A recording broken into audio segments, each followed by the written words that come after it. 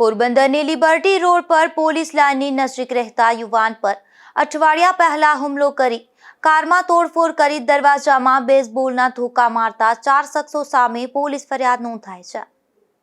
પોરબંદરના liberty road પર સુતારવાડા વિસ્તારમાં રહેતા તામીર મોહમ્મદ હુસેન સંધારે નોંધાવેલ પોલીસ ફરિયાદ મુજબ તારીખ 25મી જુલાઈના રાત્રે હુસેન રાવકુડા નામના શખ્સે તેની કાર તામીરના ઘરના સામેના ચોકમાં એક્ઝિટ પર ક્રોસમાં પાર્ક કરી હતી, જેથી તામીરે પત્ની સાથે બહાર જવાનું હોવાથી ગાડી રોડ પર પાર્ક કરવા જણાવ્યું હતું।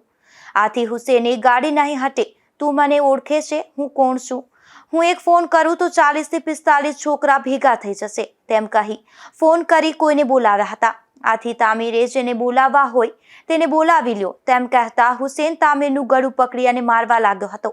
આથી હુસેન અને તામીરના પરિવારજનો બહાર આવી ઝઘડો શાંત પાડતા હતા।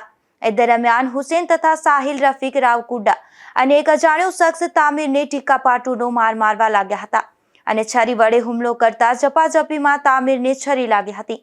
ત્યારબાદ અન્ય લોકોએ છોડાવી તેઓને ઘરે મોકલી દીધા હતા।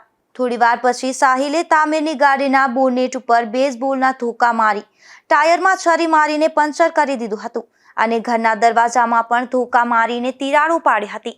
આથી તામીરના પત્નીએ તમારે ત્રાસ ચાલુ રાખવો હોય તો હું પોલીસને ફોન કરીશ તેમ કહેતા તે શખ્સો ધમકી આપી અને ચાલ્યા ગયા હતા। આથી તામીરે હુમલો કરનાર અને 2000 રૂપિયાનું નુકસાન કરનાર હુસેન રાવકુડા, સાહિલ રફીક રાવકુડા અને અજાણ્યા શખ્સ સામે પોલીસ ફરિયાદ નોંધાવી છે। મારું નામ સંઘાર તામીર મોહમ્મદ હુસેન, અમારું રહેવાસી સ્થળ છે। અહીં મારી ગાડી પડી છે। તે દિવસે ત્યાં 25 તારીખ શુક્રવારે રાત્રે પાછળ એક વર્નાકાર આડી ક્રોસમાં પડી હતી, તો મેં તે વ્યક્તિને કીધું કે ભાઈ પાછળ લઈ લ્યો તમે, મારે હમણાં બહાર નીકળવું છે તો મને તકલીફ થશે। તો ભાઈ કહે કે ભાઈ ગાડી અહીંથી હટશે નહીં, તમારે જ્યારે નીકળવું ત્યારે બોલાવી લેજો, એ પેલા ગાડી નહીં હટે। મને વાત અજીબ લાગી, હું તને સમજાવવા ગયો તો ભાઈ મને મારવા માંડ્યો, મને કે મારી 40-45 જણાની ટોળી છે, હમણાં બધાને બોલાવું છું। મેં ઠીક છે બોલાવો। તો એ માથાકૂટ થઈ, મારામારી થઈ। પછી એના ઘરના સભ્યો આવ્યા, બધા લેડીઝ ને જેન્ટ્સ હતા 1500 જણા, એમાં મોટા ભાગના બચાવવાળા હતા, પણ 3 જણા જે હતા જે મારવામાં હતા। એક એનો ભત્રીજો તો સાહિલ અને એક ચશ્માવાળી વ્યક્તિ હતી અજાણી તરીકે, તે પણ મારવામાં હતી। તે લોકોએ મારાપીટી કરી। આ સાહિલ અને હુસેને છરી કાઢી હતી, એક વરનામાંથી કાઢી છરી કાઢી હતી હુસેને, અને સાહિલ ક્યાંકથી લઈ આવ્યો હતો।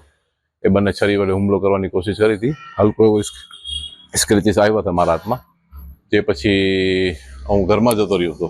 અમે જમીન હજી ઉપર ચડ્યા તો ફરી પાછો સ્કૂટરથી ઘોંઘાટનો અવાજ આવ્યો।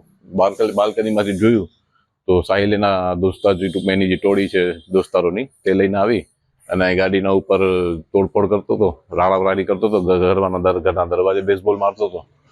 મારી વાઈફે તમે એને કીધું કે ભાઈ તમે હવે આ બંધ કરો, નહીં તો હું પોલીસમાં ફોન કરું છું।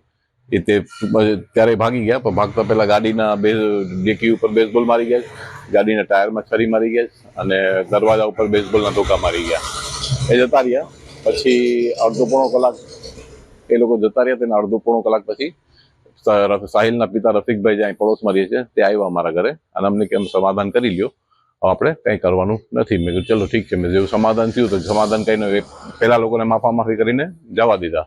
પછી જતા પહેલા પોતે કહેતા ગયા કે હવે ધ્યાન રાખજો, મારો દીકરો ને મારો ભાઈ છે ને મગજના ફરેલા છે, એટલે તમે કાંઈ પણ કરશો ને તો તેના રિએક્શન બહુ ખરાબ આવશે અને એ લોકો શું કરશે એની જવાબદારી મારી નહીં થાય।